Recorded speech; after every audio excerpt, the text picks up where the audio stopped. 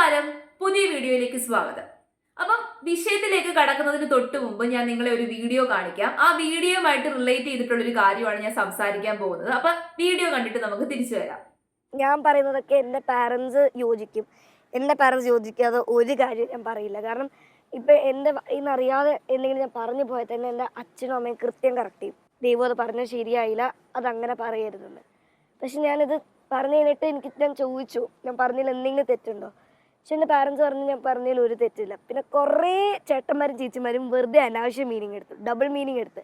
അതാണ് ഏറ്റവും വലിയ പ്രശ്നം. അങ്ങനെയുള്ളവരോട് എന്താണ് പറയാനുള്ളത്? ക്യാമറ നോക്കി പറഞ്ഞു എന്താണ് പറയാനുള്ളത്? പ്രത്യേകിച്ച് അങ്ങനെ പറയാനില്ല. എന്തായാലും നിങ്ങളെല്ലാവരും വീഡിയോ കണ്ടുകൊണ്ട് ഞാൻ കുറച്ചും കൂടെ പോപ്പുലറായി. Thank you. അപ്പം ഈ കുട്ടി എല്ലാവർക്കും പരിചയം ഉണ്ടായിരിക്കും. മാളികപ്പുറം സിനിമയിലൂടെ ഫേമസ് ആയിട്ടുള്ള ദേവനന്ദ എന്ന് പറയുന്ന കുട്ടിയാണ്. അപ്പം ഈ കുട്ടിയുടെ സംസാരം കേട്ടിട്ട് നിങ്ങൾക്ക് എന്തെങ്കിലും പ്രശ്നം ഫീൽ ചെയ്തോ? എന്തെങ്കിലും അപാകതയുള്ളതായിട്ട് വല്ലോ ഫീൽ ചെയ്തോ? ഇനി ഈ ഒരു വീഡിയോയുടെ കമന്റ് സെക്ഷനിൽ വന്നിട്ടുള്ള 1-2 കമന്റുകളുടെ സ്ക്രീൻഷോട്ട് ഞാൻ കാണിക്കാം. അപ്പം ഇത്തരത്തിലുള്ള കമന്റ് ആണ് പൊതുവെ എന്ത് ചെയ്തിരിക്കുന്നത്, ഈ വീഡിയോയുടെ അടിയിൽ വന്നേക്കുന്നത്. കുറച്ച് നാളുകളായിട്ട് ഈ രീതിയിൽ ഈ കുട്ടി എന്താണ് വിമർശനം നേരിട്ടുകൊണ്ടിരിക്കുകയാണ്. അപ്പൊ വിമർശനം നേരിടാനുള്ള ഒരു മെയിൻ വിഷയം എന്താണ്? കുട്ടിയുടെ സംസാരം തന്നെയാണ്. ചെറിയ വായിൽ വലിയ വർത്തമാനം പറയുന്നു, ഓവർ സ്മാർട്ട്നെസ് ആണ്, സ്മാർട്ട് ആകാം, ഓവർ സ്മാർട്ട് ആകാൻ വേണ്ടി പാടില്ല, അഹങ്കാരമാണ്, വലിയ ആൾക്കാരെ ബഹുമാനമില്ല, ഈ രീതിയിലൊന്നും സംസാരിക്കാൻ വേണ്ടി പാടില്ല. ഇങ്ങനെ നീണ്ടു പോവുകയാണ് വിമർശനങ്ങൾ. എനിക്ക് തോന്നുന്നു ഇപ്പൊ സോഷ്യൽ മീഡിയയിലൊക്കെ ഫേമസ് ആയിട്ടുള്ള അല്ലെങ്കിൽ എന്റർടൈൻമെന്റ് ഫീൽഡിലൊക്കെ ഫേമസ് ആയിട്ട് നിൽക്കുന്ന കുട്ടികൾ, ഈ ഒരു ഏജിലുള്ള കുട്ടികൾ പൊതുവേ നേരിടുന്ന ഒരു വിമർശനമാണ്. പ്രത്യേകിച്ചും പെൺകുട്ടികൾ പൊതുവേ നേരിടുന്ന ഒരു വിമർശനമാണിത്. ചെറിയ വായിൽ വലിയ വർത്തമാനം പറയുന്നു, ഭയങ്കരമായിട്ട് ഓവറായിട്ട് സംസാരിക്കുന്നു, ബഹുമാനക്കുറവ്. ശരിക്കും പറഞ്ഞു കഴിഞ്ഞാൽ ഈ കുട്ടികളുടെ കുഴപ്പമല്ല, ഇത് കണ്ടുകൊണ്ടിരുന്ന് ഈ രീതിയിൽ ചിന്തിക്കുന്ന ആൾക്കാരുടെ മൈൻഡ് സെറ്റിന്റെ കുഴപ്പമാണ്. കാരണം അവർ മറന്നു പോകുന്ന കുറേ ഫാക്റ്റുകളുണ്ട്. എന്താണ് ശരിക്കും പറഞ്ഞു കഴിഞ്ഞാൽ സംഭവിക്കുന്നത്? ഒരു എവല്യൂഷൻ എന്ന് വേണമെങ്കിൽ നമുക്ക് പറയാം. കാലഘട്ടത്തിന്റെയും ജനറേഷൻ ഡിഫറൻസ് മൂലം ഒക്കെ ഉണ്ടാകുന്ന കുറെ കാര്യങ്ങളാണ് ഇവിടെ സംഭവിക്കുന്നത്. അപ്പൊ ഈ ജനറേഷണൽ ഗ്യാപ്പും അല്ലെങ്കിൽ എന്താണ് ടൈം പീരീഡിൽ ഉണ്ടാകുന്ന ഈ ഒരു വ്യത്യാസവും ഒന്നും മനസ്സിലാക്കാൻ വേണ്ടി പറ്റാത്ത ചില പൊട്ടന്മാരാണ് ഈ രീതിയിലൊക്കെ ചിന്തിച്ചു കൂട്ടുന്നത്.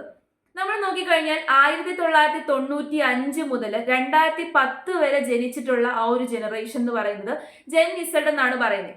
അപ്പൊ ആ ജനറേഷന്റെ പ്രത്യേകത എന്താണ്? അവര് പഴമയും പുതുമയും ഒരുപോലെ എക്സ്പീരിയൻസ് ചെയ്തിട്ടുള്ളവരാണ്. അതായത് അവരുടെ ജനനത്തോടു കൂടി ആ പഴമ എന്ന് പറയുന്ന ആ ഒരു സംഭവം പോയി മോഡേണൈസ്ഡ് ആയിട്ടുള്ള ഒരു സൊസൈറ്റിയിലേക്ക് നമ്മൾ കാലെടുത്ത് വെച്ചു. അതുകൊണ്ട് തന്നെ ഒരു 10-15 വയസ്സ് വരെ, ഇപ്പൊ എന്റെയൊക്കെ ഒരു 10-12 വയസ്സ് വരെ എന്താണ് ഞാൻ പഴയ കാര്യങ്ങളൊക്കെ തന്നെ എക്സ്പീരിയൻസ് ചെയ്തിട്ടുണ്ട്. അതിനുശേഷം ഒരു 10-12 വയസ്സിന് ശേഷം എന്താണ് ടെക്നോളജിക്കലിയും അല്ലെങ്കിൽ സയന്റിഫിക്കലിയും ഒക്കെ തന്നെ ഒരുപാട് അഡ്വാൻസ്ഡ് ആയിട്ടുള്ള ഒരു സൊസൈറ്റിയിലേക്ക് മാറാൻ തുടങ്ങി. കുറെയൊക്കെ ഡെവലപ്മെന്റ്സ് വന്നു, മോഡേണൈസേഷൻ വന്നു. അപ്പം രണ്ടും ഒരേപോലെ എക്സ്പീരിയൻസ് ചെയ്തിട്ടുള്ള കുട്ടികളാണ് 1995 മുതൽ 2010 വരെ ജനിച്ചിട്ടുള്ള കുട്ടികൾ. അപ്പം അവരിലൂടെയാണ് ഈ ഒരു വ്യത്യാസം തുടങ്ങുന്നത്. മൈൻഡ് സെറ്റിനും ചിന്താഗതിക്കും ഒക്കെയുള്ള വ്യത്യാസം തുടങ്ങുന്നത് അവരിൽ നിന്നാണ്. പക്ഷെ അവിടെ ഒരു വലിയ ഡിഫറൻസ് നമുക്ക് കാണാൻ വേണ്ടി സാധിക്കത്തില്ല. എന്നാൽ 2010 ശേഷം ജനിച്ച കുട്ടികൾ, 2010 മുതൽ 2025 വരെയുള്ള ആ ഒരു കാലഘട്ടത്തിൽ ജനിക്കുന്ന കുട്ടികളെയാണ് ജെൻ ആൽഫ എന്ന് വിളിക്കുന്നത്. അപ്പൊ ഈ ജെൻ ആൽഫയിൽ നമുക്കൊരു വലിയ ഡിഫറൻസ് കാണാൻ വേണ്ടി പറ്റും. എന്ത് ഡിഫറൻസ്? ഇമോഷണലിയും മെന്റലിയും സൈക്കോളജിക്കലിയും ഒക്കെയുള്ള ഡിഫറൻസ് നമുക്ക് കാണാൻ വേണ്ടി സാധിക്കും. അവർ ഒരുപാട് മെച്യൂർഡ് ആണ്, ഒത്തിരി ഡെവലപ്ഡ് ആണ്, ബ്രെയിൻ ഭയങ്കര ഡെവലപ്ഡ് ആണ് അവരുടെ. കാരണം അവർ ടെക്നിക്കലിയും സയന്റിഫിക്കലിയും ഒക്കെ തന്നെ അഡ്വാൻസ്ഡ് ആയിട്ടുള്ള ഒരു സൊസൈറ്റിയിലാണ് അവർ ജനിക്കുന്നത് തന്നെ. അപ്പൊ ടെക്നിക്കലി എല്ലാ കാര്യങ്ങൾക്കും അവർക്ക് ആക്സസ് ഉണ്ട്. അതുകൊണ്ട് തന്നെ നല്ല രീതിയിലുള്ള വിശകലന ശേഷി കുഞ്ഞിലേ മുതലേ അവർക്ക് കിട്ടി. എല്ലാ കാര്യത്തെക്കുറിച്ചും ചിന്തിക്കാനും പ്രവർത്തിക്കാനും ഒക്കെയുള്ള വിശകലന ശേഷിയും ചിന്താശേഷിയും എല്ലാ കാര്യവും അവർക്ക് കുഞ്ഞിലേ തന്നെ കിട്ടി. അത് അവരുടെ സംസാരത്തിലും പ്രതിഫലിക്കും. അതുകൊണ്ടാണ് അവരെ ജനറേഷൻ ആൽഫ എന്ന് വിളിക്കുന്നത്. നമ്മൾ നോക്കിക്കഴിഞ്ഞാൽ നമ്മൾ ഒരു ഹ്യൂമൻ എവല്യൂഷൻ എന്ന് പറയുമല്ലോ, ഈ എവല്യൂഷൻ നമുക്ക് നമ്മുടെ ഈ ഒരു രൂപത്തിലേക്ക് മനുഷ്യന്മാർ ഇവോൾവ് ചെയ്ത് എത്തിയതിനു ശേഷം അനാട്ടമിക്കലി വലിയ ഡിഫറൻസ് ഒന്നും മനുഷ്യന്മാർക്ക് വന്നിട്ടില്ല. പക്ഷേ നമ്മൾ ഇവോൾവ് ചെയ്യുന്നുണ്ട്. എങ്ങനെയാണെന്ന് ചോദിച്ചു കഴിഞ്ഞാൽ നമ്മുടെ മൈൻഡാണ് ഇവോൾവ് ചെയ്തുകൊണ്ടിരിക്കുന്നത്, നമ്മുടെ ബ്രെയിൻ ആണ് ഇവോൾവ് ചെയ്തുകൊണ്ടിരിക്കുന്നത്. അതായത് നമ്മുടെ അനാട്ടമിക്കലി നമുക്ക് എവല്യൂഷൻ ഒന്നും വരുന്നില്ല എങ്കിൽ പോലും മെന്റലിയും സൈക്കോളജിക്കലിയും ഇമോഷണലിയും നമുക്ക് എവല്യൂഷൻ ഉണ്ടാകുന്നുണ്ട്. ഇപ്പോഴത്തെ 2010 ശേഷം ജനിച്ചിട്ടുള്ള കുട്ടികളിൽ പെട്ടെന്ന് ബ്രെയിൻ ഡെവലപ്മെന്റ് നടക്കുന്നുണ്ട്, പെട്ടെന്ന് ബ്രെയിൻ ഏജ്ഡ് ആകുന്നുണ്ട്, മെന്റലി അവർ നല്ല രീതിയിൽ മെച്യൂർ ആണ്. അപ്പൊ തീർച്ചയായിട്ടും അവരുടെ സംസാരത്തിലും അത് പ്രതിഫലിക്കും. പിന്നെ ഒരു ക്വസ്റ്റ്യൻ ചോദിക്കുമ്പോൾ നല്ല ബോൾഡായിട്ട് സ്മാർട്ടായിട്ട് ഉത്തരം പറയുന്നത് കൊണ്ട് എന്താണ് അവിടെ പ്രശ്നം? ഇനി ആ കുട്ടി സോഷ്യൽ മീഡിയയിലും അല്ലെങ്കിൽ എന്താണ് മാധ്യമങ്ങളുടെ ഒക്കെ മുമ്പിൽ വന്നിട്ട് ചീത്ത പറയുവാണെന്നുണ്ടെങ്കിൽ നമുക്ക് കുറ്റപ്പെടുത്താം, വിമർശിക്കാം. പക്ഷെ സ്മാർട്ടായിട്ട് സംസാരിക്കുന്നത് കൊണ്ട് എന്താണ് വിഷയം? പിന്നെ ഈ ബഹുമാനം എന്ന് പറയുന്ന ഒരു വാക്ക് ഉപയോഗിക്കുന്നു. ബഹുമാനം എന്ന് പറയുന്നത് ചോദിച്ചു വാങ്ങിക്കേണ്ട ഒരു സംഭവമല്ല, അത് നമ്മുടെ ഉള്ളിന്റെ ഉള്ളിൽ തോന്നേണ്ടതാണ്. ആ കുട്ടിക്ക് ആരോടെങ്കിലും ബഹുമാനിക്കാൻ തോന്നുന്നുണ്ടെന്നുണ്ടെങ്കിൽ അത് ആ സംസാരത്തിൽ പ്രതിഫലിക്കും. എല്ലാരോടും അങ്ങ് ബഹുമാനം തുളുമ്പേണ്ട കാര്യമൊന്നുമില്ല. അപ്പം സ്ട്രോങ് ആയിട്ട് ബോൾഡ് ആയിട്ട് ഒരു പെൺകുട്ടി, ഒരു കൊച്ചുകുട്ടി സംസാരിച്ചു കഴിഞ്ഞാൽ അവിടെ കുട്ടിത്തമില്ല, അത് ചെറിയ വായിൽ വലിയ വർത്തമാനം പറയുവാണ്, അങ്ങനെയൊന്നും ചിന്തിക്കേണ്ട. അങ്ങനെ ചിന്തിക്കുന്നവരുടെ മൈൻഡ് സെറ്റിനാണ് പ്രശ്നം. അവരിപ്പോഴും എന്താണ്, അന്നത്തെ ആ യുഗത്തിൽ നിന്ന് വണ്ടി വിളിച്ച് ഇതുവരെ വന്നിട്ടില്ല. കാലഘട്ടത്തിനുണ്ടായ ജനറേഷനുണ്ടായ മാറ്റമൊന്നും തന്നെ അവർക്ക് അക്സെപ്റ്റ് ചെയ്യാൻ പറ്റുന്നില്ല, അല്ലെങ്കിൽ ആ മാറ്റമൊന്നും തന്നെ അവർക്ക് മനസ്സിലാക്കാൻ വേണ്ടി ഇതുവരെയും കഴിഞ്ഞിട്ടില്ല.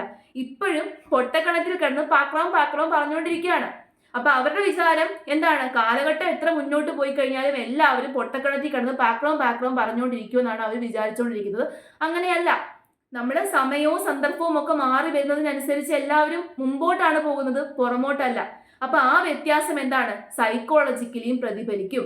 ഇനി ഒരു 1-2 മില്യൺ വർഷങ്ങൾക്ക് ശേഷം മനുഷ്യന്മാർ ഭൂമിയിൽ ഉണ്ടെന്നുണ്ടെങ്കിൽ നമ്മളെ അനാട്ടമിക്കലി നമുക്ക് എവല്യൂഷൻ സംഭവിച്ചേക്കാം. പക്ഷെ ഇപ്പം അനാട്ടമിക്കൽ എവല്യൂഷൻ ഒന്നും സംഭവിക്കുന്നില്ല എങ്കിൽ പോലും മെന്റാലിറ്റി ബേസ്ഡ് ആയിട്ടുള്ള, മൈൻഡ് സെറ്റ് ബേസ്ഡ് ആയിട്ടുള്ള എവല്യൂഷൻ സംഭവിക്കുന്നുണ്ട്. അതിന് ഉത്തമ ഉദാഹരണമാണ് ഇപ്പൊ കാണുന്ന കുട്ടികൾ. ഇനി 2025 ശേഷം ജനിക്കുന്ന കുട്ടികൾ ഏത് രീതിയിലായിരിക്കും സംസാരിക്കാൻ പോകുന്നത്, അവരുടെ മൈൻഡ് സെറ്റ് എങ്ങനെയായിരിക്കും എന്നതും നമുക്ക് പ്രെഡിക്റ്റ് ചെയ്യാൻ വേണ്ടി പോലും പറ്റില്ല. കാരണം 2025 ശേഷം ജനിക്കുന്ന കുട്ടികൾ അത്രയും ടെക്നിക്കലി അഡ്വാൻസ്ഡ് ആയിട്ടുള്ള ഒരു സൊസൈറ്റിയിലാണ് ജനിക്കുന്നത്. അപ്പൊ ആ ഒരു അഡ്വാൻസ്മെന്റ് അവരുടെ ചിന്താശേഷിയിലും പ്രവർത്തനശേഷിയിലും ഒക്കെ ഉണ്ടാകും. നമ്മുടെ ഡാർവിന്റെ പരിണാമ സിദ്ധാന്തവുമായിട്ടൊക്കെ ഇതിനെ കണക്ട് ചെയ്യാൻ വേണ്ടി പറ്റും. Survive the fittest. ഇനിയുള്ള കാലഘട്ടത്തിൽ നല്ല രീതിയിൽ സംസാരിക്കുന്ന കുട്ടികൾക്ക് എന്ത് ചെയ്യാൻ പറ്റത്തുള്ളൂ, സർവൈവ് ചെയ്യാൻ പറ്റത്തുള്ളൂ. അല്ലാതെ പണ്ടത്തെ കുട്ടിത്തം വെച്ചുകൊണ്ട് എല്ലാ കാര്യത്തിലും പേരൻസിനെ ആശ്രയിച്ച് നാണം കുടുങ്ങി നിൽക്കുന്ന കുട്ടികളെ ഇനിയുള്ള സമൂഹത്തിന് ആവശ്യമില്ല. അപ്പൊ ഈ കുട്ടിത്തം എന്ന് പറയുന്ന ഒരു സംഭവം പലർക്കും മിസ് ചെയ്യുന്നു. ആ മിസ്സിങ് ഉണ്ടെന്നുണ്ടെങ്കിൽ നമ്മൾ പതുക്കെ കണ്ണടച്ച് നമ്മുടെ കുട്ടിക്കാലം ആലോചിക്കുന്നതായിരിക്കും ഇനി നല്ലത്. ഇനിയുള്ള കാലഘട്ടത്തിൽ കുട്ടിത്തം എന്ന് പറയുന്ന സംഭവം കാണാൻ വേണ്ടി പറ്റണമെന്നില്ല. കാരണം നമ്മളെക്കാട്ടിലും ചിന്താശേഷിയിൽ നല്ല ഹൈ ഡെവലപ്മെന്റിലായിരിക്കും നിൽക്കുന്നത്. ഇപ്പൊ നമുക്ക് കുട്ടിത്തം ഉണ്ടായിരിക്കാം, പക്ഷെ അവർക്ക് ആ കുട്ടിത്തം ഉണ്ടാകണമെന്ന് ഒരു നിർബന്ധവുമില്ല, അതിന് വാശി പിടിക്കുകയും വേണ്ട. അപ്പം ഇവരെ വിമർശിക്കുന്ന ആൾക്കാരുടെ മൈൻഡ് സെറ്റിനാണ് ശരിക്കും പറഞ്ഞു കഴിഞ്ഞാൽ പ്രശ്നമുള്ളത്. മാറി ചിന്തിക്കുക. കാരണം കാലഘട്ടം ഒരുപാട് വ്യത്യാസം വരുന്നുണ്ട്, ജനറേഷൻ ഗ്യാപ്പ് ഒരുപാടുണ്ട്, ടൈം പീരീഡിൽ ഒരുപാട് വ്യത്യാസം വരുന്നതിനനുസരിച്ച് എന്താണ്, മൈൻഡ് സെറ്റ് ഇവോൾവ് ചെയ്യും. ആ ഇവല്യൂഷനാണ് ഇപ്പോഴത്തെ കുട്ടികളിൽ കാണാൻ വേണ്ടി സാധിക്കുന്നത്.